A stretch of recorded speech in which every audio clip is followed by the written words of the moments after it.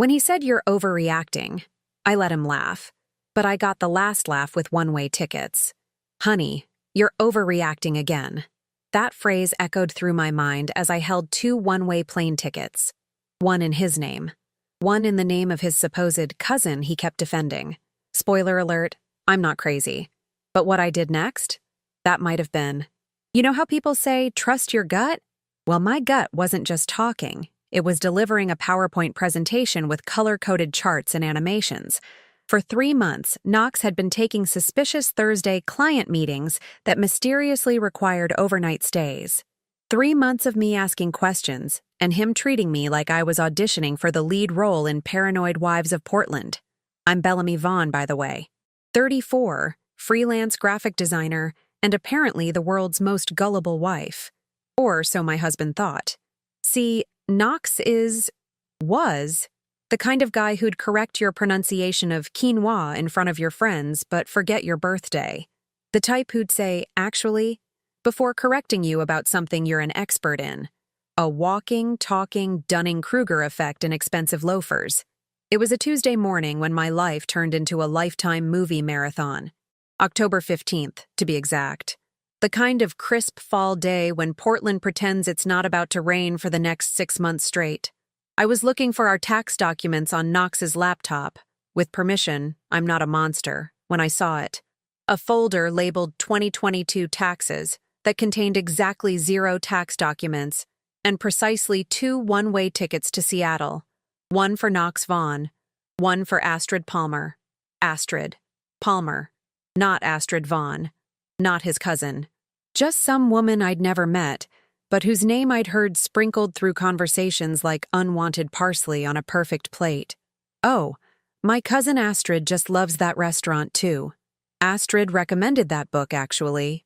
Astrid, the phantom relative who never appeared at family gatherings because she was traveling, or busy with work. My fingers hovered over the keyboard. I should have slammed the laptop shut, called my best friend Marin, poured a glass of wine despite it being 10:30 in the morning. Instead, I opened Facebook in a new tab. It took me approximately 90 seconds to find her.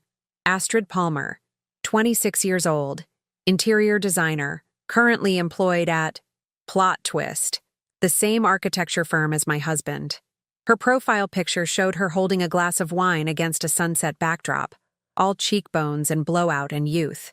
I scrolled further, and there he was, my husband. His arm casually draped around her shoulder at some office party, his wedding ring conveniently hidden behind her hair. I've never understood the phrase seeing red until that moment. It wasn't anger, it was clarity. Crystal clear, high-definition clarity. The kind that makes you realize the past 8 years of your life were written by someone with a sick sense of humor. The tickets were for November 1st, 2 weeks away. According to his calendar, yes, I went full detective mode, judge me, Knox had a final interview with a prestigious Seattle firm that day. A fresh start, he'd called it over dinner last week. Apparently, he'd been planning our exciting new chapter for months, except the hour wasn't me and him. It was him and designer Barbie. Here's where a normal person would confront their cheating spouse, throw things, demand answers, call a lawyer. But I've never been normal. My mother used to say I was pathologically strategic when she caught me selling my Halloween candy at premium prices to the neighborhood kids. So instead of setting his pretentious collection of architectural magazines on fire, I closed the laptop and made myself a cup of tea. Earl Grey, hot, like the rage simmering under my skin. Strategic, I whispered to the empty kitchen of our overpriced craftsman. Be strategic. Because here's the thing about being underestimated. It gives you the element of surprise. And Knox had been underestimating me for years. Always the supportive wife. Always the understanding partner who moved across 3 states for his career.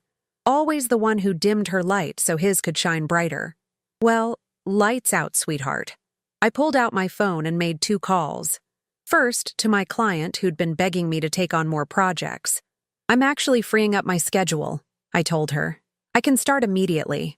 The second call was to my own bank account, the one Knox didn't know about, the just-in-case fund that had grown steadily with each private commission I'd taken over the years. The financial advisor on the other end confirmed what I already knew. I had options. Then, with hands that didn't even shake, shock is an amazing anesthetic, I opened my laptop and navigated to the airline website, the same airline Knox had chosen for his great escape. I logged into our joint frequent flyer account, the one he thought I was too technologically challenged to use, and booked a seat on the exact same flight to Seattle. I paid with my secret credit card, the one I kept for emergencies. And honey, this qualified. You might be wondering why I didn't just change the locks and call a divorce attorney. Let me tell you something about justice. It's not a dish best served cold. It's a 5-course meal that should be savored, and I was about to become a master chef. While Knox was busy dreaming about his new life with his not-cousin in Seattle, I sent my portfolio to every design firm in the Emerald City, including, wait for it, the direct competitor of the architecture firm where Knox was interviewing, the one with the better reputation, higher salaries, and corner offices with actual views of the Space Needle. By that evening, I had 3 interviews scheduled for the same week as Knox's big move. Sometimes the universe conspires in your favor. Other times, you have to grab the universe by its cosmic shoulders and give it a good shake. As I sipped my tea that had long gone cold, I couldn't help but smile. In 2 weeks, I would be sitting 3 rows behind my husband and his mistress on a plane bound for Seattle. They would be planning their new beginning. But what they didn't know was that endings and beginnings were my specialty. As a designer, I knew that sometimes you need to completely demolish a structure before you can build something better. And demolition day was coming. The next 2 weeks were an Olympic event in acting normal. I deserved a gold medal in pretending your husband isn't trash, and a silver in plotting elaborate revenge while making his favorite dinner. Every night Knox would come home, kiss my cheek with lips that had probably been elsewhere, and tell me about his day, conveniently editing out any scenes featuring his not-cousin co-star. The Seattle firm called again today, he mentioned casually over the wild mushroom risotto I'd made on Thursday night. They're really interested in my portfolio. I nodded sympathetically. The perfect supportive wife. That's wonderful, honey. Your work deserves recognition. What I didn't say. So does your performance as a decent human being. But sadly, that portfolio is empty. Instead, I smiled and poured him another glass of the expensive Cabernet he loved. The one I'd paid for with my secret account, because contrary to what Knox believed, my little design projects actually paid quite well. While he was busy climbing the corporate ladder at his firm, I'd built my own spiral staircase on the side, one freelance project at a time. I've been thinking, he said, swirling his wine like the amateur sommelier he pretended to be after one wine-tasting tour in Napa Valley. If this Seattle thing works out, it might be a good opportunity for us both. Fresh start, new city. The audacity was breathtaking. Here he was, planning his great escape with discount Joanna Gaines, while simultaneously keeping me as the backup plan, the safety net, the participation trophy wife. I've always loved Seattle, I replied, which wasn't even a lie. What I didn't add was that I'd already had 2 video interviews with Meridian Design Group, the biggest competitor to the firm Knox was interviewing with, or that the hiring manager had practically salivated over my portfolio. I know it would be an adjustment for you, Knox continued, his tone dipping into that patronizing octave he used when explaining simple concepts to me or waitstaff.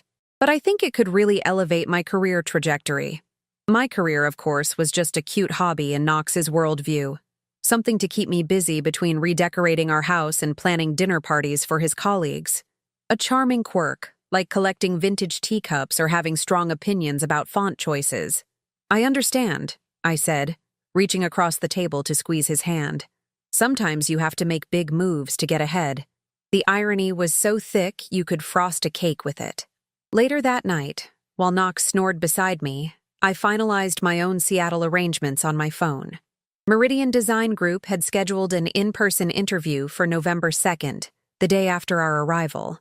I'd also booked a room at the Thompson, a boutique hotel downtown that cost more per night than Knox probably thought I made in a week. The room was under my maiden name, paid for with my secret card. I then did something that might seem petty, but felt absolutely necessary. I researched the restaurant where Knox had made dinner reservations for his first night in Seattle with Astrid. How did I know this? His confirmation email had synced to our shared cloud storage. Amateur hour. It was called Canlis, apparently one of Seattle's most exclusive dining spots with floor-to-ceiling views of Lake Union. I made a mental note of the time and date. Not because I planned to crash their romantic dinner. I had more class than that. But information is power, and I was stockpiling ammunition.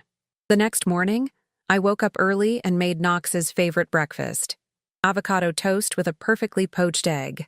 As he ate, moaning appreciatively at my culinary skills, I casually mentioned that I'd be visiting my college roommate Tessa in Chicago the following weekend.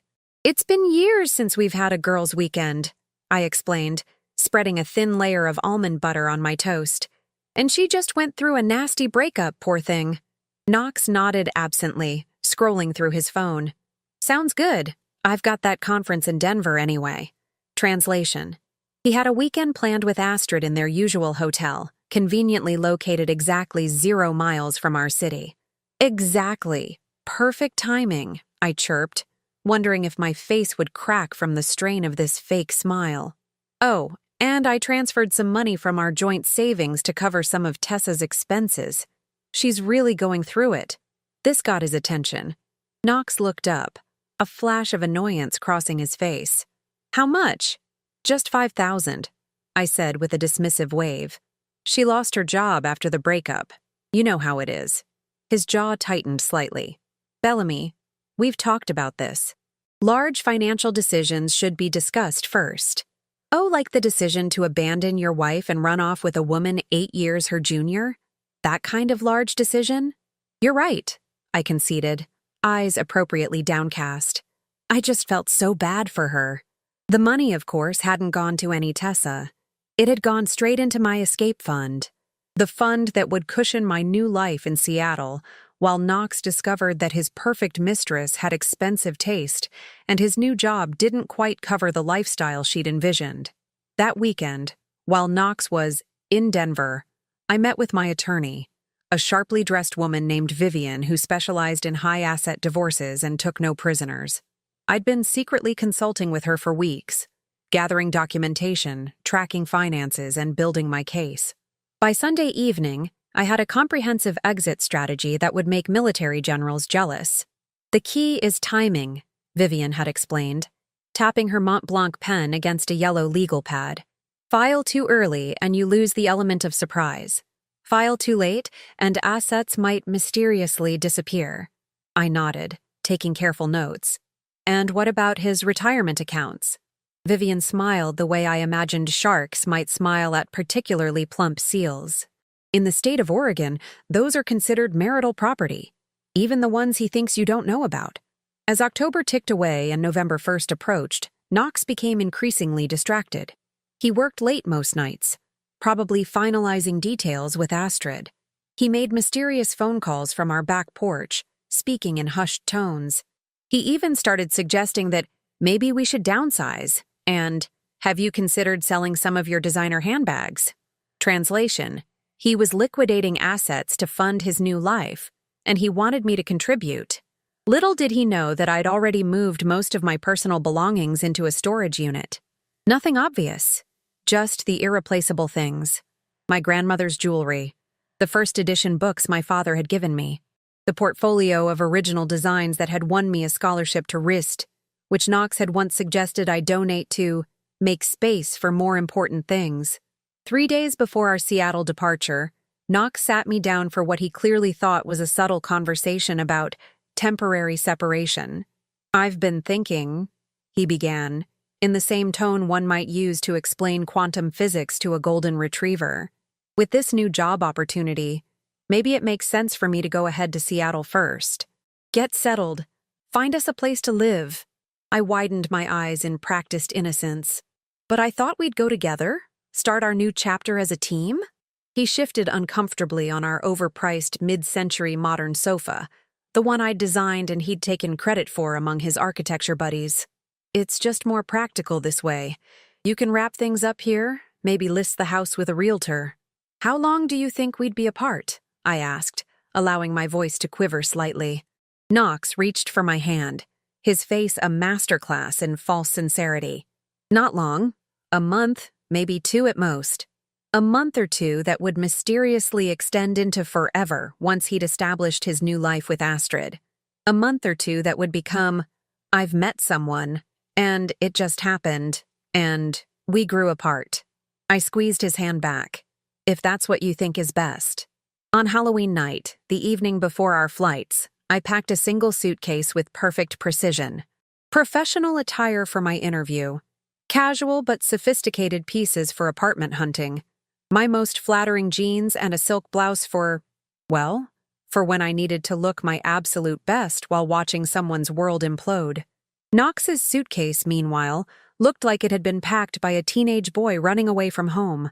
Dress shirts crumpled alongside gym shorts, mismatched socks, a tie with a suspicious stain that I chose not to investigate.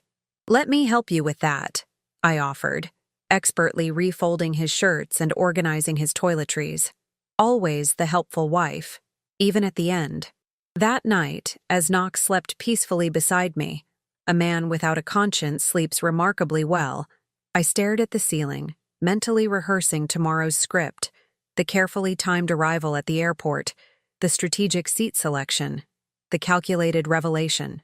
My phone buzzed quietly with a text from my future boss at Meridian Design. "Looking forward to meeting you, Bellamy. Your portfolio is extraordinary." I smiled in the darkness. Knox had no idea what was coming. Neither did Astrid. November 1st arrived with the kind of dramatic flair usually reserved for season finales. A thunderstorm had rolled into Portland overnight, as if the weather itself was setting the stage for what was about to unfold. "Perfect flying weather," Knox muttered sarcastically over his coffee, checking the flight status on his phone for the 14th time that morning. "At least the storm's supposed to clear by the time we land in Seattle," I replied cheerfully, knowing full well that the real turbulence would begin on solid ground. Knox nearly choked on his artisanal dark roast. "We?" I maintained my innocent expression, the one I'd perfected during 8 years of marriage to a man who thought he was the smartest person in every room. "Yes, honey. I decided to surprise you. I'm coming along to help you get settled. Isn't that wonderful?" The color drained from his face so quickly I was briefly concerned he might faint on our Italian marble kitchen floor. That would have been inconvenient timing. But we discussed this," he stammered, running a hand through his meticulously styled hair. "You were staying here to wrap things up. The house, your clients." "I rearranged everything," I explained, pouring more coffee into his mug with the steadiness of a neurosurgeon. I couldn't bear the thought of us being apart during such an important transition. Besides, I want to see this amazing opportunity firsthand. Support you properly. Knox's Adam's apple bobbed as he swallowed hard. "That's thoughtful, but I've only booked a small hotel room. It might be cramped."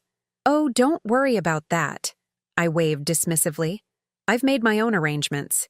You need your space to prepare for the interview, after all." His relief was palpable, shoulders visibly relaxing as he calculated this new development. Poor Knox. Always underestimating me. He probably thought I'd stay in my assigned lane, like a good supportive wife, blissfully unaware of his parallel life. "What time is your flight?" he asked casually, already planning how to avoid me at the airport. "Same as yours," I said with a bright smile. "I booked the 11:40 to SeaTac. What a coincidence." The look on his face was worth every penny of that airline ticket. The drive to Portland International Airport was a masterclass in uncomfortable silence, punctuated by Knox's increasingly desperate phone checks, no doubt texting Astrid about the unexpected complication in their perfect plan. I hummed along to the radio, pretending not to notice his panic. At the departures terminal, Knox suddenly remembered an urgent work email that required immediate attention. "You go ahead and check in," he insisted. "I'll catch up." "Don't be silly," I looped my arm through his. "We're going to the same place. Might as well go together." I practically dragged him to the check-in counter, maintaining a death grip on his cashmere-covered arm. The airline attendant smiled professionally as she processed our boarding passes. "Will you be sitting together?" she asked. Before Knox could answer, I jumped in. "Actually, we're on the same flight, but I've booked my own seat." Row 12, I believe. Knox visibly relaxed. His seat with Astrid was in row 9. He thought he was in the clear. We navigated security with the forced cheerfulness of hostages at a dinner party. Once through, Knox immediately checked his watch. I should probably call the office before we board. Why don't you get a coffee or something? Great idea, I agreed. I'll meet you at the gate. The moment Knox disappeared around the corner, I made my move. Instead of heading to the overpriced airport Starbucks, I walked directly to our departure gate and scanned the waiting area. It took me approximately 7 seconds to spot her. Astrid Palmer sat near the window, absently scrolling through her phone, a designer carry-on bag placed neatly beside her pristine white sneakers. She looked exactly like her Facebook photos, only more polished in person, all glossy hair and dewy skin that probably came from drinking absurd amounts of water and having the conscience of a garden hose. I walked straight toward her, channeling the confidence of a woman with nothing left to lose. Astrid? I said, extending my hand. I'm Bellamy, Knox's wife. The color drained from her face, her perfectly manicured hand frozen midair. Don't worry, I assured her with a conspiratorial smile, sitting down uninvited. Knox knows I'm here. I just thought it was time we finally met. He's mentioned his cousin so many times. Her eyes darted frantically around the terminal, no doubt searching for Knox to rescue her from this nightmare scenario. There's been a misunderstanding, she began weakly. Has there? I tilted my head in exaggerated confusion. Because I understand perfectly. You're sleeping with my husband, and you two are running away to Seattle together. The only misunderstanding seems to be yours, thinking Knox would leave his wife without a backup plan. The panic in her eyes confirmed everything. He said you two were already separated, she whispered, that you were filing for divorce. I laughed, a genuine, hearty laugh. Of course he did. Just like I'm sure he told you he never really loved me, that we grew apart, that you understand him in ways I never could. Her silence was confirmation enough. Let me guess, I continued, warming to my subject. He probably mentioned how I never supported his career, how I held him back, how you two share this special creative connection. Astrid's lower lip trembled slightly. Standard issue manipulator playbook. When caught, attack. He said you were cold, that you cared more about your work than your marriage. That stung, I'll admit. Not because it was true, but because Knox had managed to flip the script so completely. The man who forgot our anniversaries, who dismissed my career as a cute hobby, who couldn't be bothered to remember my shellfish allergy after 8 years together. Somehow I was the cold, uncaring one.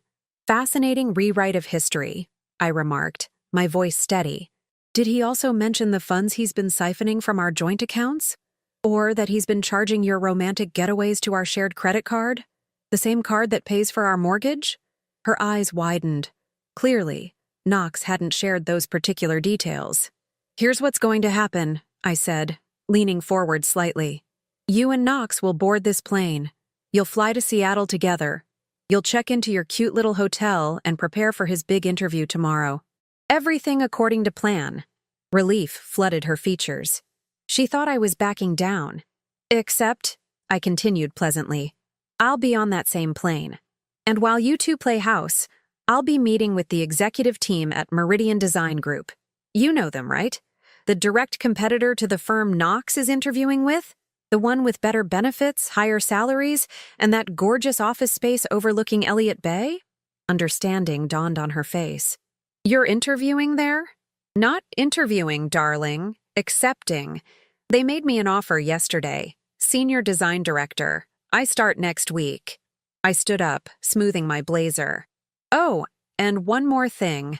I took the liberty of scheduling coffee with Garrett Phillips this afternoon. The managing partner at Westridge? Her voice was barely audible now. The very same. Turns out he's quite interested in hearing about one of his architects planning to jump ship to a competitor, while simultaneously romancing a junior designer from his own firm. Apparently, that violates several clauses in both of your employment contracts. As if on cue, I spotted Knox rounding the corner, his face falling as he registered the tableau before him. His wife and his mistress, deep in conversation. The look of absolute terror on his face was better than any revenge fantasy I'd concocted. "There he is now," I said brightly, waving to my husband. "I should let you two talk.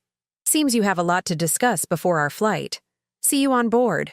I walked away, the confidence in my stride masking the trembling in my hands. Phase 1 of Operation Karma complete. As I headed toward the airport bar, because this situation absolutely called for an overpriced airport Chardonnay at 10 a.m., I pulled out my phone and confirmed my afternoon meeting with Garrett Phillips. What Knox and Astrid didn't know was that I had no intention of destroying either of their careers. The meeting with Garrett was real, but my agenda was different. I wasn't going to sink to their level. I was going to rise so far above it that they would need oxygen masks just to catch a glimpse of me. The real twist? I'd discovered something in my extensive research that neither of them knew yet. The Seattle firm where Knox was interviewing was on the verge of being acquired by none other than Meridian Design Group, my soon-to-be employer. If all went according to plan, I wouldn't just be working for a competitor. I would effectively become Knox's boss. I sipped my wine and watched from a distance as Knox and Astrid engaged in what appeared to be an increasingly heated conversation. Their perfect escape plan was unraveling in real time, and I hadn't even played my trump card yet. The gate agent announced the beginning of boarding, and I gathered my belongings. Time for the next phase. Seattle was about to get very interesting indeed. The flight to Seattle was a beautiful exercise in psychological warfare. I'd selected a seat that provided the perfect vantage point, close enough to observe but not so close as to seem obvious.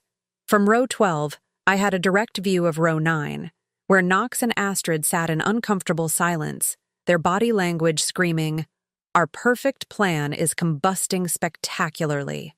Every so often, Knox would glance nervously over his shoulder, only to find me pleasantly smiling back, like a benevolent shark circling injured prey. Once, I even gave him a cheerful little wave, causing him to whip his head forward so quickly I was concerned for his neck vertebrae. The flight attendant stopped by my seat. "Can I get you anything to drink?" "Sparkling water, please," I replied. "I'm celebrating." "Special occasion?" she asked, pouring the bubbly liquid. "You could say that," I smiled. "I'm watching the universe deliver some long-overdue karma in real time." She glanced at my ring finger, then toward Knox and Astrid, making the connection with impressive speed. Her eyes widened slightly as she handed me my drink. "Extra lime wedge for you," she whispered, with a conspiratorial wink. "Flight attendants, they've seen it all." When we landed at SeaTac, I took my time deplaning, allowing Knox and Astrid to hurry ahead. They probably thought they'd shaken me, as if I hadn't memorized every detail of their itinerary, including the black Tesla Model Y waiting for them in the rideshare area. Instead of following them, I collected my rental car, a sleek Audi that cost more for 2 days than Knox thought I made in a week, and headed directly to my meeting with Garrett Phillips at Westridge's Seattle satellite office. Garrett was exactly as I'd imagined from our phone conversations, silver-haired, impeccably dressed, with the confident aura of someone who'd built something substantial from nothing. He rose to greet me as I entered his corner office. "Bellamy, wonderful to finally meet in person," he said, shaking my hand firmly. "Though I admit, your call came as quite a surprise." "I appreciate you making time on such short notice," I replied, settling into the visitor's chair. "I believe what I'm about to share will be worth your while." Over the next hour, I laid out the situation with calculated precision, not as a scorned wife seeking revenge, but as a professional identifying a potential corporate vulnerability.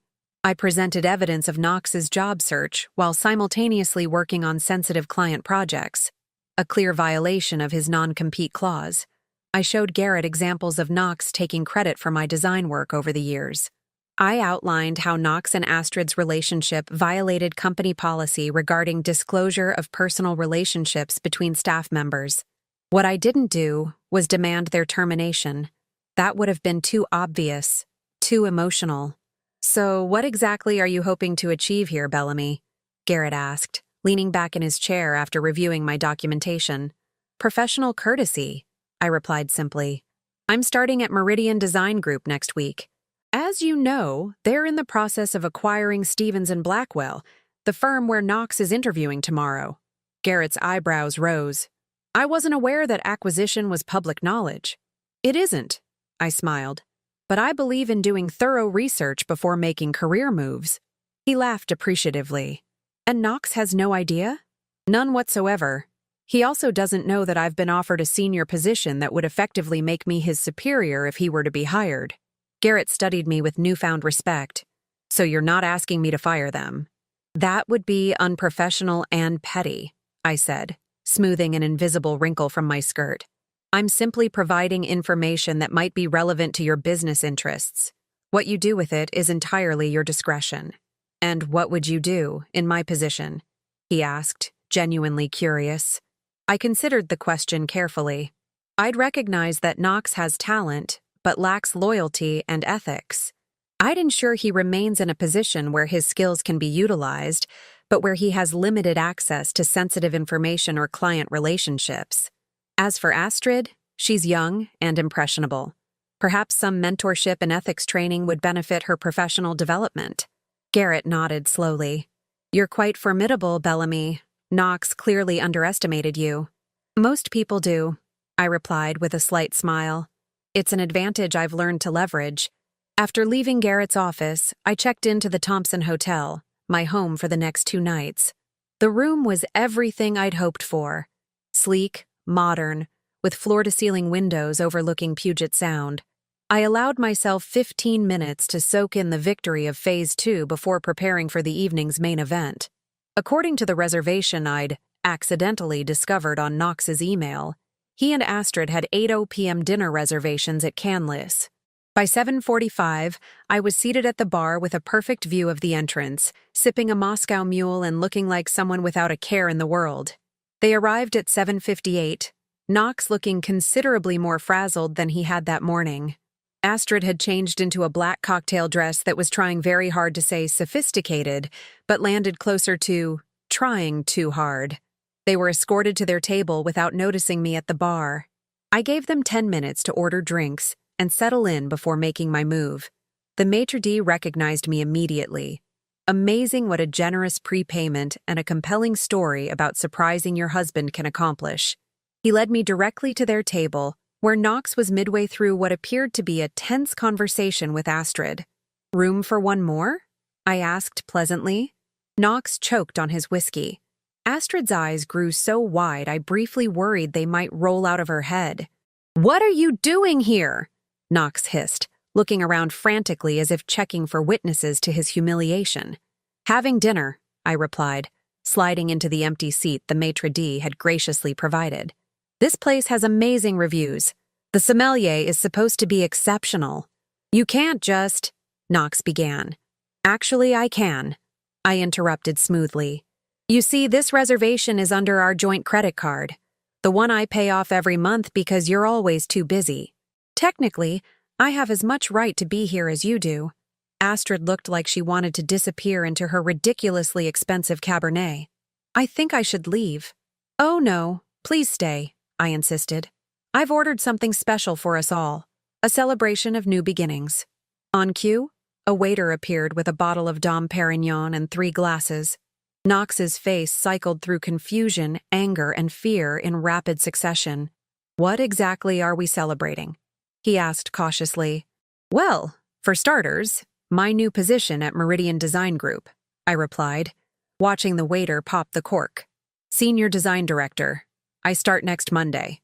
Knox's expression didn't change immediately. Then, slowly, the implications dawned on him. Meridian? They're the main competitor to Stevens and Blackwell. Yes, about that. I took a sip of the freshly poured champagne. You might want to reconsider your interview tomorrow. It seems Meridian is in the final stages of acquiring Stevens and Blackwell. The announcement goes public next week.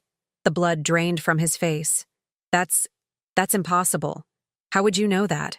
I do my research, darling. Something you might consider trying sometime.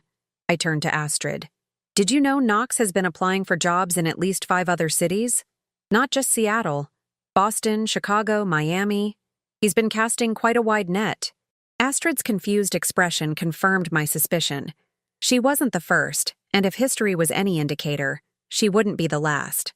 That's not... Knox sputtered. It's all there in the cloud storage, honey. All those private folders you thought were so secure, they sync to our shared account. Always have.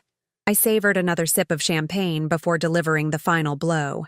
Oh, and I had a lovely chat with Garrett Phillips this afternoon. Fascinating man.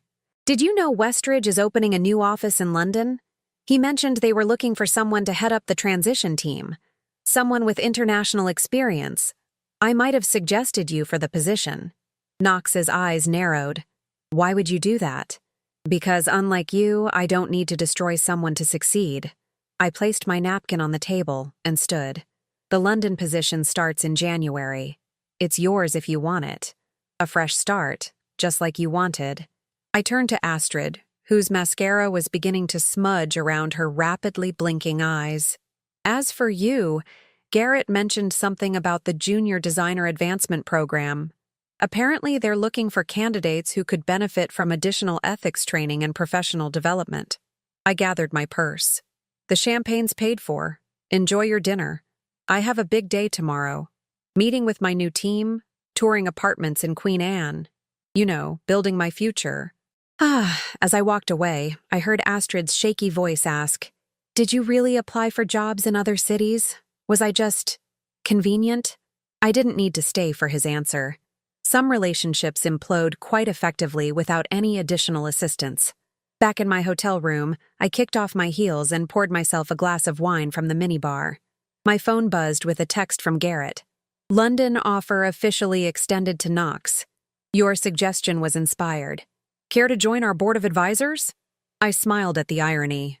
In trying to escape me, Knox had inadvertently launched my career to new heights.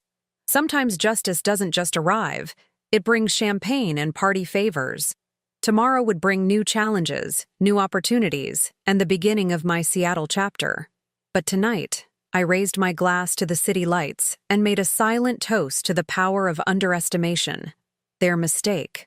My masterpiece.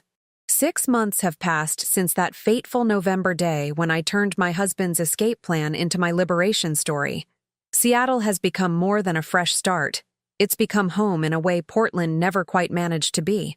My corner office at Meridian Design Group offers panoramic views of Elliott Bay that make me contemplate the universe's sense of humor every morning. There's something poetic about watching the tide roll in and out while sipping coffee from a mug that reads, Underestimate me. That'll be fun. The merger between Meridian and Stevens and Blackwell finalized in December, creating the largest architectural design firm in the Pacific Northwest. I led the rebranding initiative, which won 2 industry awards and landed me on the cover of Design Quarterly. The headline read, Bellamy Vaughn, Redesigning Success. The irony wasn't lost on anyone who knew my story. Knox accepted the London position after our dinner at Canlis. According to mutual connections, he's doing fine. Corporate speak for treading water while maintaining appearances. He moved into a modest flat in Notting Hill, far less impressive than the luxury penthouse he'd fantasized about. International relocations are expensive, and the London housing market is notoriously brutal. Who knew? We finalized our divorce in March. Clean, professional, surprisingly amicable given the circumstances. I kept the Portland house, which I promptly sold for a tidy profit, my secret accounts, obviously, and negotiated partial ownership of Knox's retirement portfolio, the one he thought I didn't know about. My attorney Vivian sent me champagne when the papers were signed. Congratulations on your graduation from the marriage that was holding you back, her note read. The world is now your design project. As for Astrid, she completed Westridge's ethics training program and transferred to their San Francisco office, as far from London as company policy would allow. Last I heard, she's dating a 45-year-old venture capitalist with 3 children from 2 previous marriages. History doesn't always repeat itself, but it often rhymes. I bought a waterfront condo in Seattle's historic Pike Place Market District. It's the kind of space architecture magazines feature in their dream home spreads. Exposed brick, original beams, wall-to-wall windows. I furnished it exclusively with pieces I designed myself. No more compromising on aesthetics for someone else's comfort. No more pretending that beige is an acceptable color choice for anything. People often ask if I regret not confronting Knox earlier, if I wish I'd saved myself years of being undervalued and overlooked. But timing is everything, in revenge as in design. Had I confronted him at the first sign of trouble, the outcome would have been dramatically different. I'd likely still be in Portland, fighting for scraps of what we'd built together, trying to prove my worth to people who'd already decided my value. Instead, I waited. I observed. I planned. And when the moment was perfect, I executed with the precision of someone who'd been preparing for this moment her entire life. The lesson isn't that betrayal is inevitable or that trust is foolish. The lesson is that self-reliance is non-negotiable, that your emergency parachute should be packed by your own hands, that the foundation of any partnership, romantic, professional, or otherwise, should be built on a ground where you could stand solidly alone if necessary. My mother called last week, curious about my new chapter. She's always been suspicious of major life changes, having weathered few of her own. "Are you lonely?" she asked in that tone mother's perfect, the one that implies your happiness might be a temporary condition. "I'm independent," I corrected her. "There's a difference.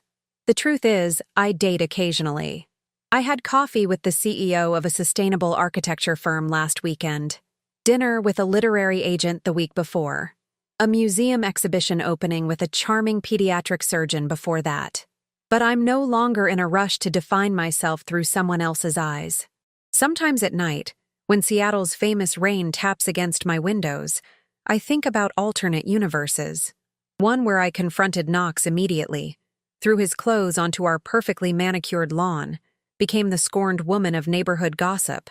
One where I never discovered the plane tickets, where I moved to Seattle as planned, as his wife, only to be blindsided later when the stakes were higher and my position weaker. In every scenario I imagine, the current reality emerges as the optimal outcome. Not because it was painless, it wasn't. Not because it was easy, far from it, but because it was earned, calculated, designed with intention, like all my best work. Last month, Meridian named me Executive Creative Director, making me the youngest person to hold the position in company history. My first executive decision was to launch a mentorship program for young designers, particularly women, who show promise but lack confidence or connections. We called it the Underestimated Initiative. Applications poured in from across the country. Life has a way of transforming our deepest wounds into our greatest sources of power if we're patient enough to let the alchemy happen. What Knox and Astrid intended as my ending became the first line of a much better story, one where I hold the pen and control the narrative. They say living well is the best revenge. I disagree. Living authentically is the best revenge. Living unapologetically. Living as if the opinions of those who undervalued you are as irrelevant as last season's design trends. If Knox taught me anything worthwhile during our 8 years together, it's that mediocre men will always find ways to justify their mediocrity. The real power lies in recognizing your own excellence, even when, especially when, no one else does. So here's to one-way tickets that lead to unexpected destinations, to plans that backfire in spectacular fashion, to underestimation as the ultimate catalyst for greatness. Sometimes the best reaction to your overreacting is simply to smile, nod, and quietly plot your magnificent rise.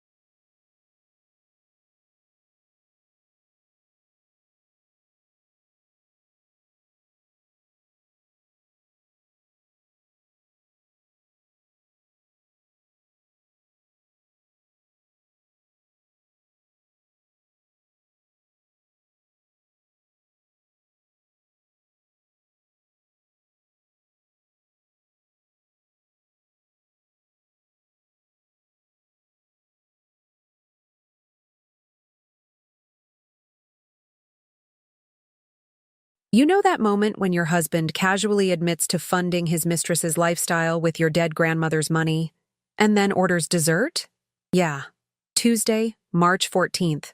Romano's Steakhouse in Scottsdale. Our 10-year anniversary dinner.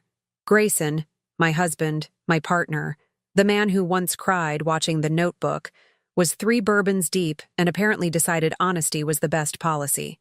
Or maybe he just got cocky. Hard to tell with narcissists. "That inheritance your grandma left you?"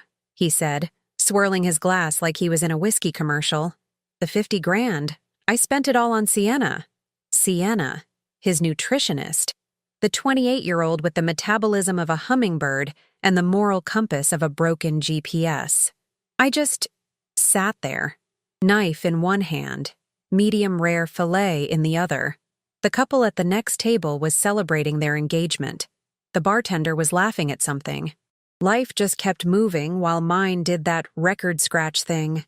2 trips to Cancun, Grayson continued, because apparently we weren't done. That gold bracelet she's always wearing. New furniture for her apartment. Oh, and I covered 3 months of her rent when she was between clients. He actually did air quotes. Air quotes. The waiter chose that exact moment to ask if we wanted to see the dessert menu. I'm Shelby Bryant, 35 years old, owner of nothing yet, but that was about to change. And here's what Grayson, in all his bourbon-soaked brilliance, didn't know.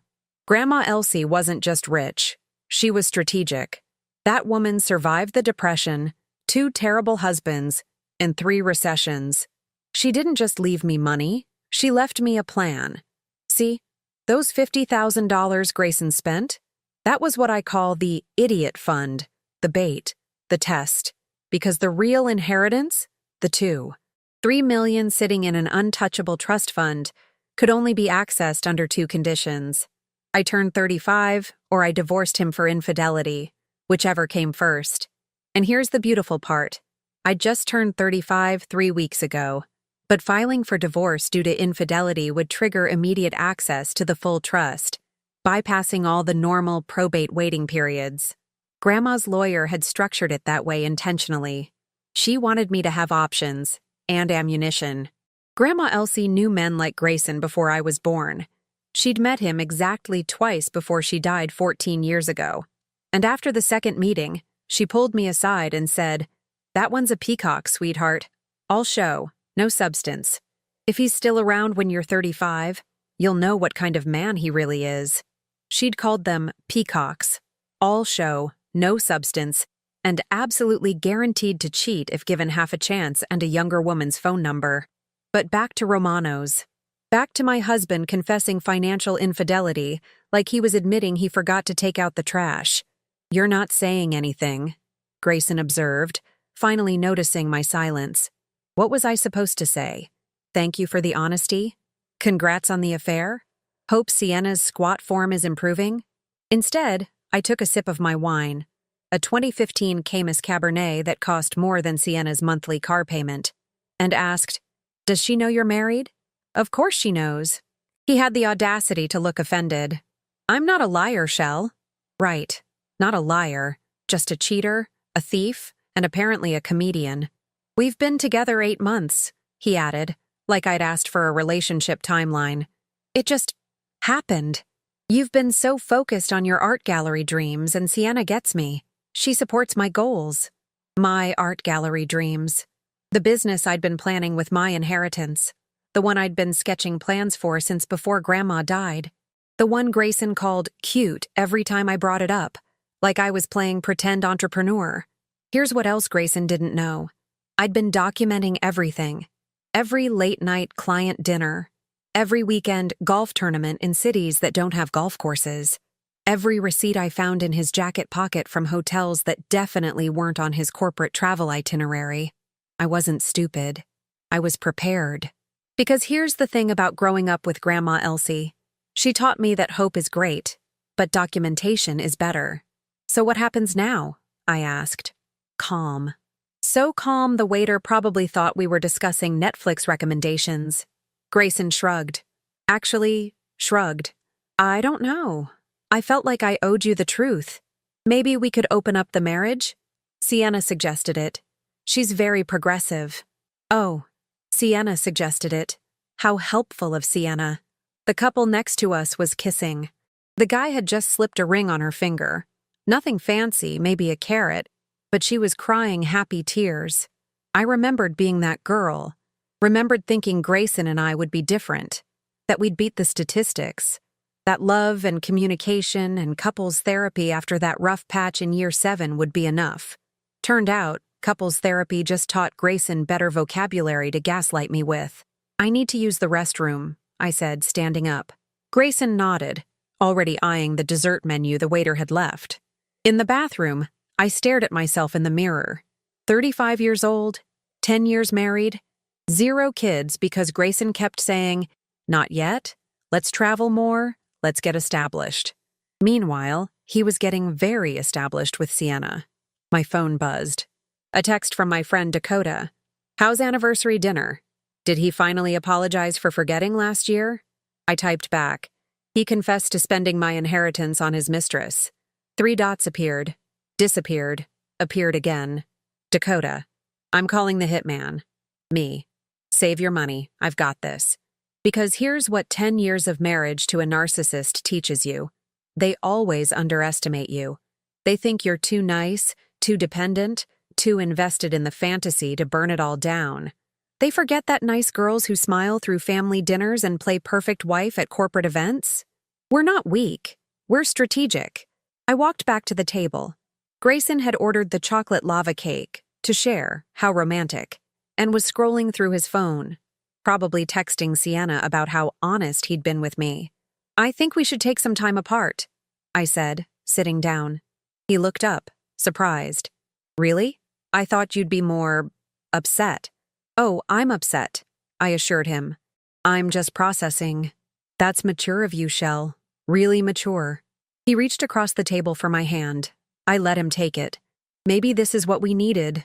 Some honesty, some space. We can figure this out. Figure this out. Like it was a Rubik's Cube and not a 10-year marriage he'd just admitted to demolishing. "Yeah," I said. "We'll figure it out." The chocolate lava cake arrived. Grayson dug in. I pushed it around with my fork, watching him, thinking about Grandma Elsie and her 2-trust strategy. The first trust, the $50,000 Grayson knew about, had been set up as a joint account 2 years into our marriage. Grandma's lawyer had insisted. "If he's a good man, he won't touch it," she'd said. "If he's not, well, then you'll know." Turns out, I knew. The second trust, the $2.3 million Grayson had no idea existed, was ironclad.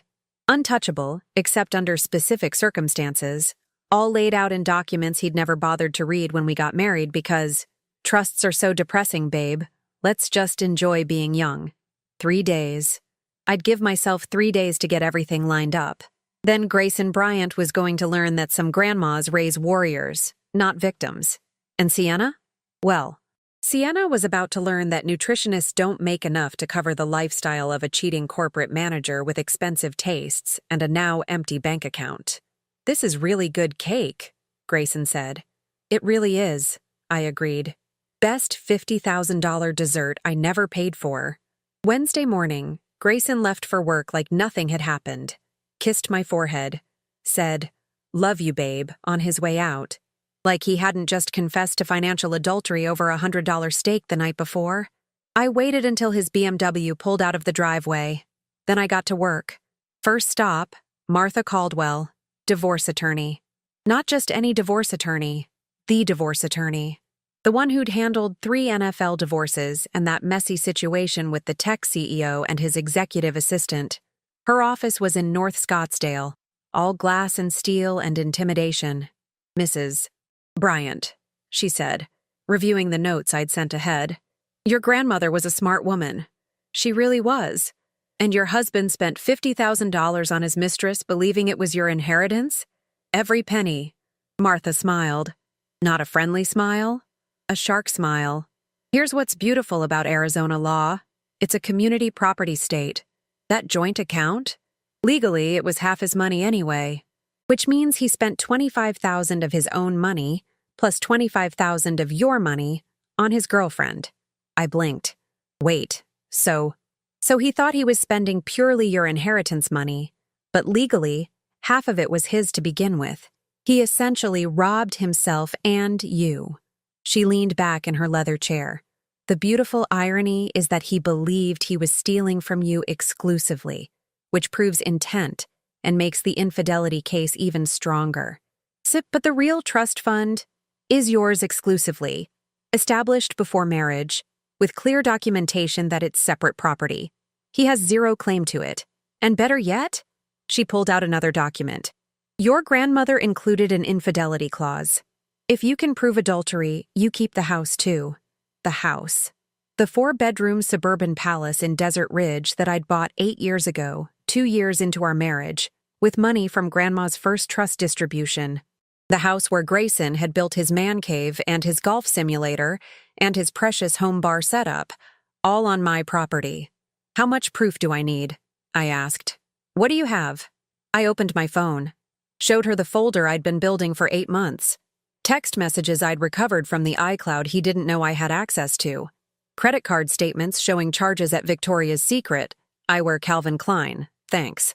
Hotel receipts. Restaurant reservations for 2 at places we'd never been together. And my personal favorite, a video from Dakota's friend Riley, who'd been at the same Cancun resort in January.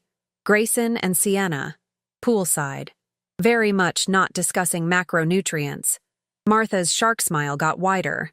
Mrs. Bryant, this is what we call a slam dunk. How fast can we move? I can file by Friday. He'll be served by Monday. 3 days. Exactly the timeline I'd given myself. Do it, I said. That afternoon, I did something I'd been putting off for 8 months. I visited Grandma Elsie's grave. She was buried in Greenacres Cemetery, under an oak tree she'd picked out herself before she died. Hey, Grandma, I said, sitting on the grass. So, you were right. About everything. About Grayson. About the test. About waiting. A breeze moved through the oak leaves. Probably just wind. Probably. The thing is, I continued, I feel stupid. Like, how did I not see it? 8 months he was with her. 8 months of working late and client dinners and golf weekends. How did I become that wife? The clueless one everyone pities? I thought about all the corporate events I'd attended. All the times I'd smiled next to Grayson while he networked. All the wives who'd given me those looks. The ones I'd thought were judgmental, but now realized were sympathetic. They'd known, or suspected. But here's what I'm realizing, I said. I wasn't clueless. I was strategic, like you taught me. I documented everything. I kept the receipts, literally, and now I'm going to use them. Thursday, Grayson came home with flowers. Grocery store flowers, not even from the nice florist. Carnations. I'm allergic to carnations. We've been married 10 years. Peace offering, he said, for dropping that bomb on you at dinner. I know it was a lot. A lot. Spending my inheritance on your mistress was a lot. Like forgetting our anniversary was a lot. Like that time he accidentally gave my concert tickets to his coworker was a lot. They're lovely, I said, immediately putting them in the trash. I'm actually allergic, remember? Oh, right. He didn't even look embarrassed. Well, the thought counts, right? The thought. What thought? The thought that carnations exist and women like flowers? Absolutely, I said.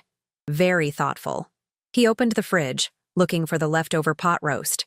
The pot roast I'd fed to our neighbor's dog because I was done playing housewife to a man who couldn't even remember my allergies. Where's the roast? He asked. Went bad, I lied. Food poisoning risk. We just made it Sunday. Exactly. 4 days is too long for pork. It was beef. Oops. Right, beef. Still risky. Grayson ordered Thai food. We ate in silence. Well, he ate.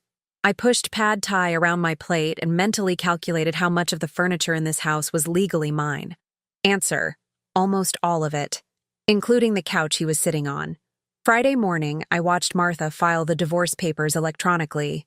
It's done, she said over the phone. He'll be served at his office Monday afternoon. His office? I asked. You didn't want home service, did you? Actually, no. Office service was perfect. Maximum humiliation. All his coworkers would see.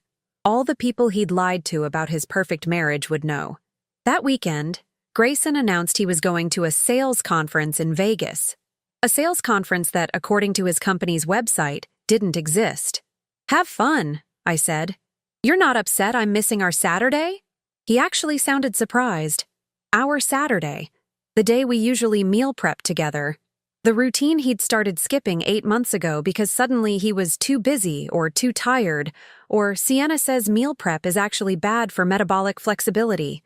Sienna says. I'd been hearing that phrase a lot lately. Sienna says intermittent fasting is better. Sienna says couples need independence. Sienna says emotional availability is overrated. "I'll survive," I told him. He left Friday night. I spent the weekend boxing up his stuff. Not obviously, just organizing. His golf clubs near the door, his clothes in separate drawers, his precious bourbon collection in crates in the garage. Preparing. Saturday afternoon, Dakota came over with wine. Real wine. Not the cheap stuff Grayson bought because he couldn't tell the difference anyway. "You're really doing this," she said. "I'm really doing this. And you're okay?" Was I okay? I was about to blow up my 10-year marriage, publicly humiliate my husband, and potentially destroy his reputation at work. "I'm great," I said, and I meant it. Because here's what I'd realized sitting at that anniversary dinner. I hadn't been happy in years. I'd been comfortable. There's a difference. Happiness is waking up excited about your day. Comfort is just not being uncomfortable enough to change things. I'd been comfortable with a man who forgot my allergies, dismissed my dreams, and spent my inheritance on a woman who thought macros was a personality trait. Well, comfort was over. Sunday night, Grayson came home smelling like coconut sunscreen and someone else's perfume. Not even Sienna's usual scent. Something cheaper. Apparently, Vegas Grayson was even less discriminating than Scottsdale Grayson. "Good conference?" I asked. "Very productive," he said, not meeting my eyes. "Productive. Sure." He went to bed early. I stayed up, watching the clock tick toward Monday. Toward the moment a process server would walk into Grayson's office at Harper & Associates, interrupt whatever meeting he was in, and hand him papers that would change everything. I imagined his face, the confusion, then the panic, then the anger. Then, and this was my favorite part, the realization that I'd been 10 steps ahead the entire time. Grandma Elsie used to say, "The best revenge isn't getting mad, it's getting even, with interest." Well, Grandma, I was about to collect, with 10 years of interest compounded daily. Monday, March 20th, 2:15 p.m. I was at Target buying storage containers, because apparently I handle emotional trauma through organization, when my phone rang. Martha Caldwell. Right on schedule. "He's been served," she said. No preamble, just facts. I loved this woman. And according to my process server, he turned an impressive shade of purple. Started yelling about how this was a mistake, how he needed to call you, how we couldn't do this. Security had to escort him to a conference room. I stood in the storage aisle, holding a pack of drawer dividers, imagining the scene. Grayson, in his pressed suit and expensive tie, getting handed divorce papers in front of his entire sales team, the same people he'd told about his supportive wife, and his solid marriage, and his work-life balance. "Did anyone film it?" I asked. "Because I'm petty, and I've made peace with that." Martha laughed. "Unfortunately, no. But apparently the receptionist said, and I quote, 'It was better than The Bachelor.'" My phone started buzzing. Grayson. Then again. Then again. "He's calling me," I said. "Don't answer. Let him sit with it. We want him panicked when he calls his lawyer." So I didn't answer. I finished my Target run, got the storage containers, some new sheets because I was burning the old ones, and a fancy candle that cost $40 because I could. Then I went to Starbucks, ordered the most complicated drink I could think of, and sat outside watching Scottsdale go about its day. Grayson called 17 times. 17. I counted. By call 18, I figured Martha had made her point. I answered. "What the hell, Shelby?" Not, "I'm sorry." Not, "I can explain." Not, "I messed up." Just immediate anger, typical. Hi, honey, I said, extra sweet. How was work? Are you serious right now? I just got served with divorce papers at my office, in front of everyone. Oh, those came through? Martha said Monday, but I wasn't sure about the timing. Silence. Then, Martha? Martha Caldwell? You hired Martha Caldwell? She came highly recommended. She's the most expensive divorce attorney in Arizona. I know, isn't it great? I took a sip of my unnecessarily complicated caramel macchiato with extra foam and oat milk. She's very thorough. Shelby, this is insane. We can work this out.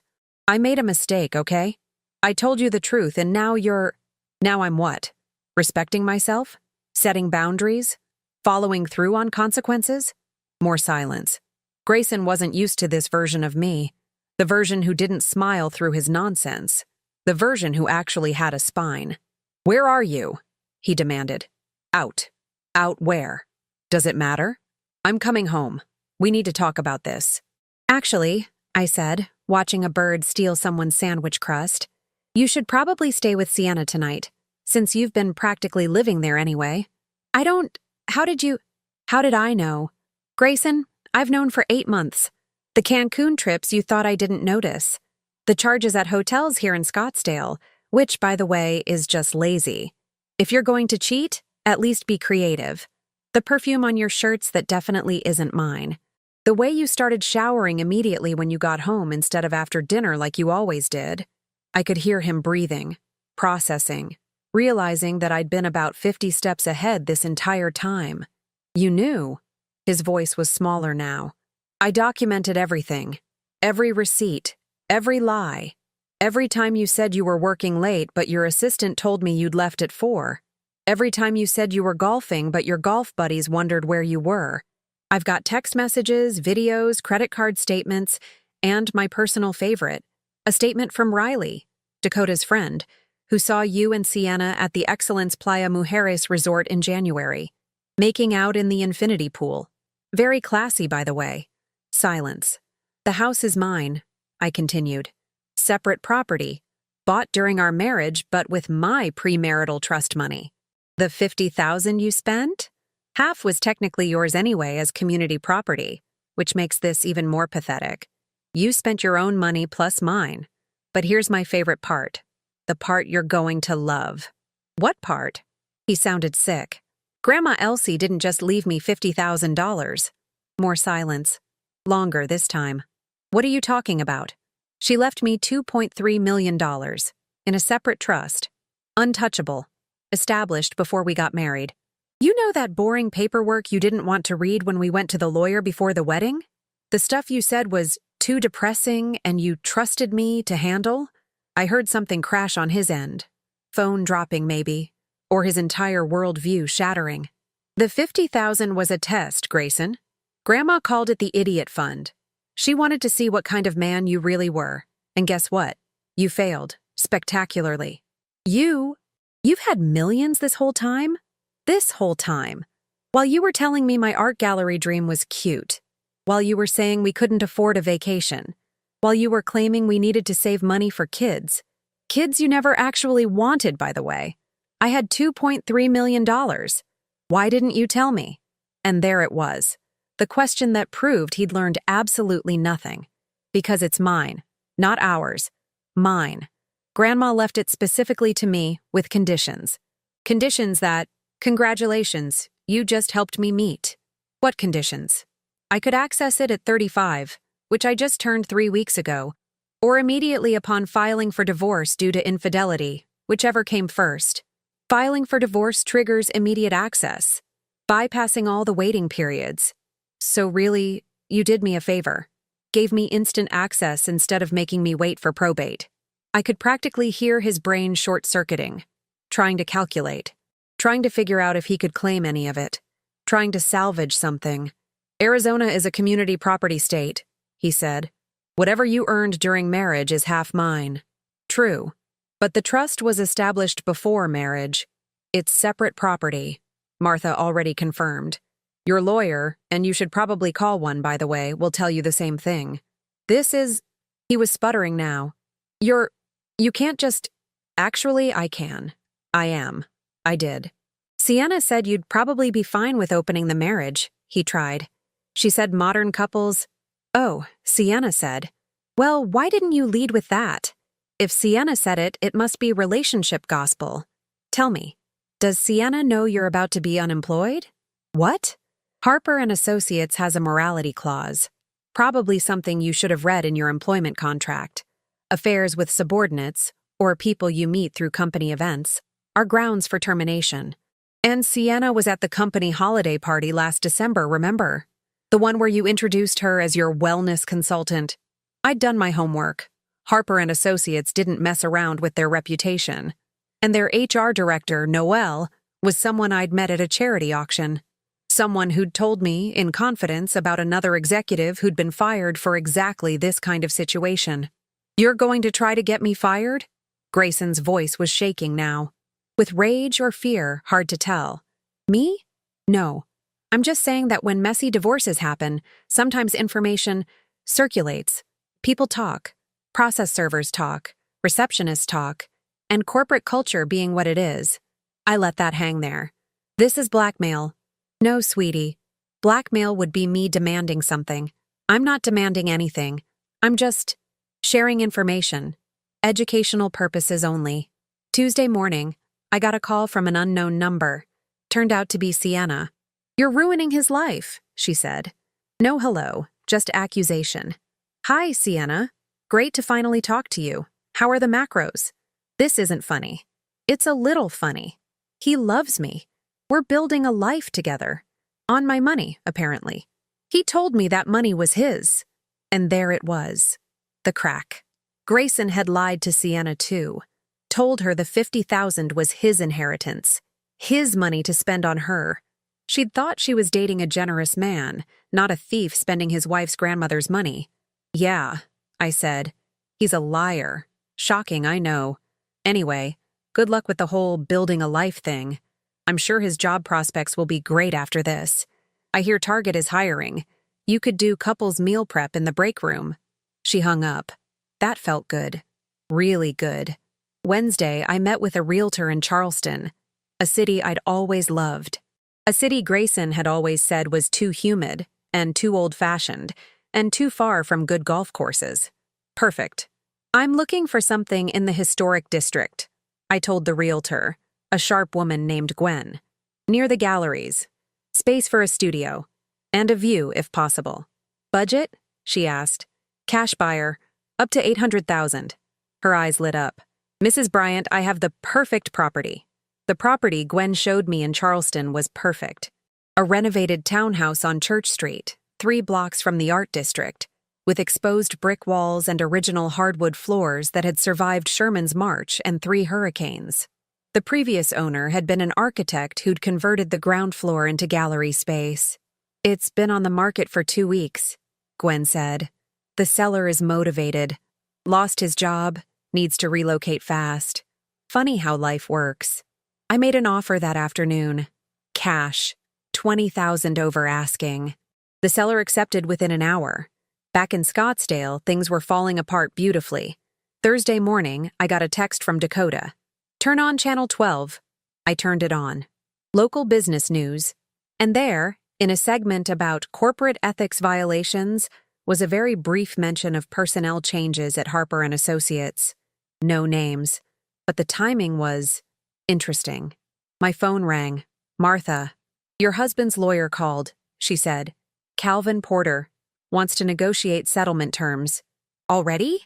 Apparently, Grayson's financial situation has become complicated. I smiled. How complicated? Well, he's no longer employed, and Sienna, upon learning that the money he spent on her was actually yours, has dumped him. Also, she's apparently now dating someone named Braxton, who works at the same gym. A personal trainer, I believe. Braxton. Of course, his name was Braxton. So Grayson is unemployed, single, and broke? Not entirely broke. He has about $12,000 in his personal account, and roughly $37,000 in credit card debt, mostly from the Sienna expenses. Community debt, I said, remembering my research. Normally, yes. But given the circumstances, the infidelity, The misuse of your separate property. I can argue that debt should be his responsibility entirely. And I think I can win. Do it. Friday, Grayson showed up at the house. Our house. My house. I'd changed the locks Wednesday, so he couldn't get in. He rang the doorbell 17 times. Same number as his phone calls. The man loved patterns. I opened the door. Didn't invite him in. He looked terrible. Unshaved. Wrinkled shirt. Hair uncombed. This was a man who'd spent 10 years telling me about the importance of professional presentation. Shelby, please, can we just talk? We are talking. Inside. Like adults. Adults don't cheat on their wives and steal their inheritance. But sure, let's discuss adult behavior. He flinched. I didn't steal anything. That money was in a joint account. That you contributed nothing to. That was half technically yours, but you spent all of it, including my half, entirely on your mistress. That you confessed to spending proudly over anniversary dinner. Should I continue, or are we caught up? I lost my job. I heard something about morality clauses and company reputation. You told them. You called HR. Actually, I didn't. But your process server had a big mouth, and your receptionist has a book club with someone in HR. Small world, right? This was true. I'd discovered this through Dakota, who knew the receptionist, who'd mentioned it casually at a coffee shop. I hadn't orchestrated anything. I'd just allowed information to flow naturally. I can't afford a lawyer, Grayson said. Calvin wants $15,000 just for the retainer. Sounds like a personal problem. Everything we built together. Everything I built, I corrected. The house? Mine, bought during marriage with my pre-marital trust money. The furniture? Mostly mine. Bought with my money. The car in the driveway? Leased in my name because your credit was too bad to qualify. What exactly did you contribute, Grayson? Besides betrayal and debt. 10 years of marriage. 10 years of you taking up space while I built a life you could parasitically enjoy. That shut him up. Calvin says you want me to take all the credit card debt, he said finally. The debt you accumulated. For your girlfriend. Using your terrible judgment. Yes. That's $37,000. And the $50,000 you spent on Sienna is gone forever. At least debt can be paid off. Consider it a learning experience. I don't have $37,000. Then I guess you'll be making payments for a while. Maybe Sienna can give you budgeting tips. She seems financially savvy. Oh, wait, no. She thought you were rich. Never mind. His face was red. That vein in his forehead was pulsing. The one that only appeared when he was absolutely furious but couldn't do anything about it. You've changed, he said. No, I just stopped pretending your behavior was acceptable. I should get something. Half the house at least. Arizona law. Says separate property stays separate. I bought that house with money from a trust established before our marriage. Martha's already filed the documentation. Your lawyer confirmed it. You get nothing. This is cruel. No. Cruel was spending my grandmother's money on another woman. Cruel was lying to me for 8 months. Cruel was telling me my dreams were cute, while you funded someone else's lifestyle. This is just consequences. Saturday morning, the most beautiful thing happened. I was having coffee on my back patio, my patio, when I saw movement next door. My neighbor, Fern, was gardening. Shelby, she called over the fence. Is it true? About Grayson? News travels fast in suburban Scottsdale. Depends what you heard, I said. That he was cheating. That you're divorcing him. That he lost his job. All accurate. Good for you, Fern said. She was 73, married 50 years, and took exactly zero nonsense from anyone. I never liked him. Too smooth. Like a used car salesman. You never mentioned that. You seemed happy. Or I thought you did. But looking back, she pruned a rosebush thoughtfully. You smiled a lot. But your eyes were sad. I should have said something. I wasn't ready to hear it, I admitted. But I am now. What's next for you? Charleston. I'm buying a gallery space. Opening my own place. Art gallery? The dream you always talked about? I'd mentioned it to Fern once, maybe twice, at neighborhood barbecues. before Grayson would steer the conversation back to his sales numbers or his golf handicap. "That's the one. Your grandmother would be proud," Fern said. She had no idea how right she was. Monday, September 10th, 6 months after filing, I signed the final divorce papers. When you have documentation, cooperative witnesses, and an opponent who can't afford to fight, things move at Arizona's standard timeline. Martha handed me the finalized documents. He signed everything. The debt, the house, the terms. "You're officially free." How did he seem? Defeated, angry. Mostly at himself, I think. Calvin told me Grayson kept saying he didn't think you'd actually do it. There it was. The fundamental miscalculation. Grayson had assumed I was too nice, too invested, too afraid of being alone to actually follow through. He'd mistaken patience for weakness. "Where is he living?" I asked. "Some extended stay hotel near Tempe. Working as a sales associate at a furniture store while he looks for corporate positions. But with the termination on his record," she didn't finish. Didn't need to. "And Sienna?" "Engaged to Braxton. They're opening a fitness studio together." She posted about it on Instagram. I pulled up her profile. Sure enough, Sienna and Braxton, matching workout gear, posing with keys to their new studio space. Caption: "New beginnings with my soulmate." Same caption she'd used 8 months ago with a photo of her and Grayson in Cancun. I showed Dakota, who'd come to the lawyer's office for moral support. "Soulmates are apparently interchangeable when they have startup capital," Dakota observed. "True love," I agreed. That afternoon, I packed the last box in my Scottsdale house. The new owner, a lovely couple with twin girls, was moving in Friday. They'd offered asking price plus $10,000 for the furniture. I'd taken it. Everything else I wanted went into a moving truck headed for Charleston. Everything I didn't want went into a donation pile, including every single item Grayson had left behind. His golf clubs, his expensive watch collection, his ridiculous bourbon bottles, his live laugh love gym shirts that Sienna had probably given him. All of it. Gone. Marie Kondo would be proud. Wednesday, I drove to Green Acres Cemetery one last time before leaving Arizona. "Well, Grandma," I said, sitting by her headstone, "he failed the test. Spectacularly. Just like you said he would." The oak tree rustled above me. "The money's safe. The house sold for profit. And I'm opening the gallery. Our gallery. The one you always said I should open. The one you left me the money for." I'd found the letter 3 days ago in the trust documents Martha had given me. An actual letter from Grandma Elsie, written before she died, to be delivered when Shelby accesses the full trust. In it, she'd written, "If you're reading this, either you're 35 or that husband of yours proved me right. Either way, congratulations. You're free. Now go build something beautiful, something that's entirely yours, something no man can take credit for. I believe in you. I always have. Love, your grandma who knows a peacock when she sees one." Peacock. That's what she'd called men like Grayson. "I'm building something beautiful," I told her grave. "And it's all mine. Just like you wanted." The wind picked up, scattering oak leaves across the grass. I chose to believe that was her approval.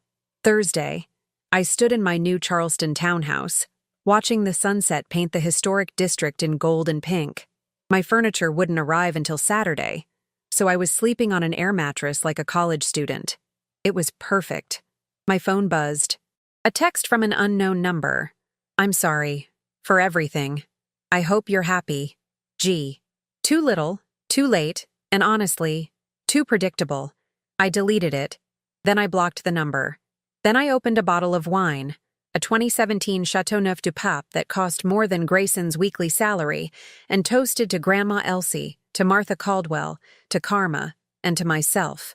To the woman who'd been there all along, just waiting for permission to stop being nice and start being free.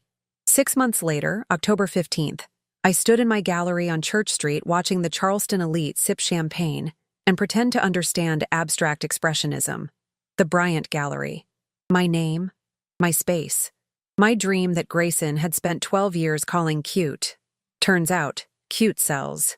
We'd moved $80,000 in art in our first 3 months. Not bad for a hobby. Dakota flew in for the opening. She stood next to me, glass of wine in hand, surveying the crowd. "You did it," she said. "We did it," I corrected. She'd helped me every step, the move, the setup, the marketing plan. You and Grandma Elsie. Speaking of, Dakota handed me her phone. "You need to see this." It was Sienna's Instagram, a post from 3 days ago. She was no longer engaged to Braxton. Apparently, opening a fitness studio requires actual business skills, not just matching workout sets and hashtags. They'd closed after 4 months. Lost everything. The caption: "Sometimes the universe has different plans. Trust the journey." The universe, I said. Not bad financial decisions and zero business plan. The universe. "She's single again," Dakota added. "Posted a thirst trap yesterday with the caption, 'Ready for my next adventure.'" Adventure? Is that what we're calling questionable judgment now? You know what's wild? Dakota scrolled through Sienna's feed. She never once mentioned Grayson, like he just disappeared from her narrative. 8 months of her life, gone. Not even a breakup post. That's the thing about people like Sienna. They don't reflect. They just move to the next thing, the next person, the next soulmate with a credit card and low self-esteem. "What about Grayson?" I asked, though I wasn't sure I wanted to know. Last I heard from Fern, who heard from the new neighbors, he's still in Tempe, still at the furniture store. Applied to Harper and Associates 3 times. They haven't responded. Good. Some bridges should stay burned. A woman approached me. Late 50s, elegant, dripping in pearls and old money. "Ms. Bryant? I'm Lorraine Thatcher. I absolutely must have the piece in the corner, the blue one. It speaks to me." The blue one cost $12,000. "Excellent taste," I said. "Let me get you some information." After she left, sale confirmed, delivery scheduled, Dakota raised her glass. "To Grandma Elsie, the real MVP." "To Grandma Elsie," I echoed. That night, alone in my townhouse, I reread her letter. The one from the trust documents. I'd read it probably 50 times, but it never got old. Build something beautiful. Something that's entirely yours. I'd done that. This gallery, this life, this version of me that didn't apologize for existing or minimize her dreams or smile through someone else's betrayal. This was entirely mine. My phone buzzed. A text from an unknown number. Again. "Saw your gallery on Instagram. Looks nice. Happy for you." No name, but I knew. Grayson had a tell. He always said, "looks nice," when he actually meant something else. Like when he'd said my career plans looked nice, but meant unrealistic. Or when my cooking looked nice, but meant I'd rather have takeout. I didn't respond. Didn't block the number this time either. Just left it there, unacknowledged. The way he'd left my dreams unacknowledged for 12 years. The difference? I didn't need his validation anymore. November brought the first art festival. The gallery was packed. I sold a commissioned piece to a museum in Charlotte.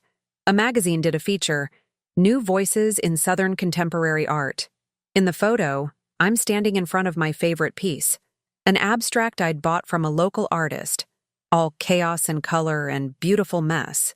The caption quoted me, "Sometimes you have to burn down the comfortable to build the extraordinary." The journalist had asked if that was about the art or my life. I'd said yes. December, I flew back to Arizona for Christmas. Not to Scottsdale, I was done with that chapter, but to Sedona, where Dakota's family had rented a cabin. We hiked Cathedral Rock, drank wine by the fire, and didn't talk about Grayson once until the last night, when Dakota asked the question I knew was coming. "Do you regret it? Any of it? The marriage? Or the divorce?" "Either. Both." I thought about it. Really thought about it. "I regret not seeing it sooner," I said finally. "I regret wasting 12 years on someone who saw me as an accessory, not a partner. But the divorce? The gallery? The life I have now?" I shook my head. No regrets there. What if he'd been different? What if he'd actually appreciated you? Then I'd probably still be in Scottsdale, making pot roast, pretending to care about golf, and calling my dreams cute because he did. I stared into the fire. Sometimes the worst thing that can happen is also the best thing. His betrayal set me free. Very philosophical. Grandma Elsie was philosophical. I'm just plagiarizing. Dakota laughed. She'd approve. She'd absolutely approve. Back in Charleston, New Year's Eve, I hosted a party at the gallery. Artists, collectors, friends I'd made in 6 months who knew nothing about Grayson or Sienna or the person I used to be. At midnight, everyone toasted to new beginnings. I toasted to Grandma Elsie, to the woman who loved me enough to prepare me for the worst while hoping for the best, to the woman who knew that sometimes the greatest gift you can give someone isn't money, it's strategy. January brought a letter. Actual mail, forwarded from my old Scottsdale address, from Grayson. I almost threw it away. Almost. But curiosity won. Shelby, I've had a lot of time to think. You were right about everything. I took you for granted. I was selfish. I destroyed the best thing in my life because I thought I deserved more when I actually deserved less. I'm in therapy now, trying to understand why I sabotage good things. Anyway, I'm not asking for forgiveness or another chance. I just wanted you to know that I finally see it. You were always the strong one. I was just too insecure to admit it. I hope your gallery is everything you dreamed. You deserve it. Grayson. I read it twice. Then I put it in a drawer and went back to work. Because here's what I'd learned. Closure doesn't come from apologies. It comes from building a life so fulfilling that the past becomes irrelevant. February 14th. Valentine's Day. A man asked me to dinner. A gallery owner from Savannah, charming, age-appropriate, no mentions of nutritionists or macros. I said yes, not because I needed someone, but because I wanted to see what dating felt like when you actually liked yourself. That night, getting ready, I caught my reflection in the mirror. 36 years old, gallery owner, free, happy. Grandma Elsie had been right about everything. The idiot fund worked exactly as designed. And the real inheritance? It wasn't the money. It was the lesson. Never let someone else define your worth. Never apologize for wanting more. And never, ever trust a man who can't remember your allergies. I grabbed my coat and headed out. Behind me, on my desk, next to Grandma's letter, sat a new piece of paper. A goal list for the gallery's second year. Ambitious. Probably unrealistic. Definitely not cute. And absolutely, perfectly mine.